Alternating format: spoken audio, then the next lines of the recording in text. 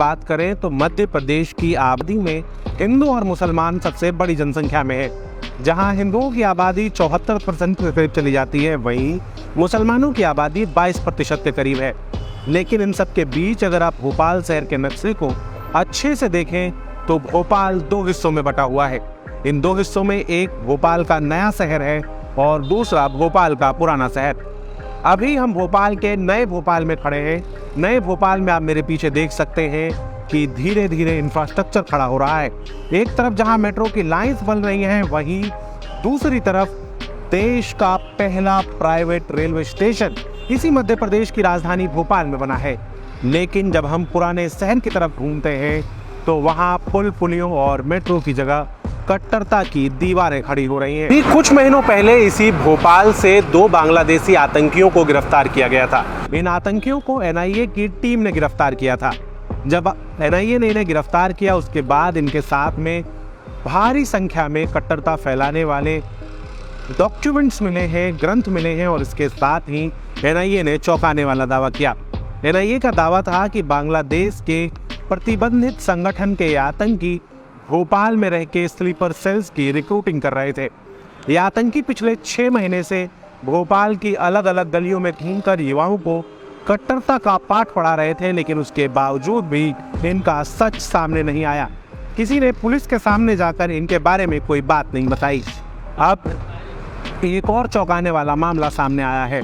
सोमवार को एनआईए ने एक साथ हैदराबाद और मध्य प्रदेश के अलग अलग ठिकानों में छापेमारी की है।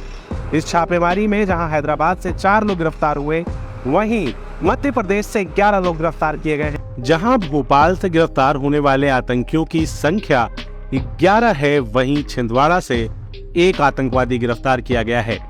इन आतंकवादियों की तैयारी बड़े लेवल की थी। इनको ट्रेनिंग देने के लिए हैदराबाद से ट्रेनर आए थे जो इन्हें बम बनाना और निशानेबाजी सिखा रहे थे। इसके साथ ही एटीएस ने ये खुलासा भी किया है कि ये आतंकी रॉकेट चैट और थ्रीमा जैसे ऐप्स का इस्तेमाल करते थे। इन ऐप्स का इस्तेमाल आईएस के आतंकी करते हैं। इन संगठनों का उद्देश्य था कि ये भोपाल में हिंदुओं के खिलाफ जिहाद करेंगे। इनकी कोशिश किसी भीड़ भाड़ वाले इलाके में धमाका करके दहशत पैदा करने की थी। अब आइए इस पूरे चर्चा में सामने आने वाले कीवर्ड्स को एक बार ध्यान से देखते हैं।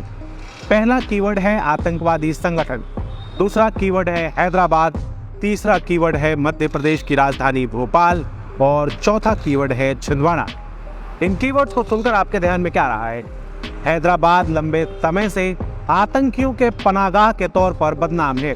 देश भर में कहीं भी कोई कट्टरता वाला काम होता है, अपराध होता है, उसके बाद अपराधी भागकर हैदराबाद चले जाते हैं। भोपाल में लंबे समय से इस तरह की सिम्मी के बाद से इस तरह की घटना सामने नहीं आई थी, लेकिन कांग्रेस के 15 महीने के शासन के बाद से भोपाल में दोबारा इस्लामिक संगठन एक्टिव हो गए। लगातार इस तरह की खबरें सुनने में आ रही है। तीसरा कीवर्ड छिंदवाड़ा। छिंदवाड़ा जहां से कांग्रेस के पूर्व मुख्यमंत्री और मुख्यमंत्री के दावेदार कमलनाथ प्रत्याशी हैं।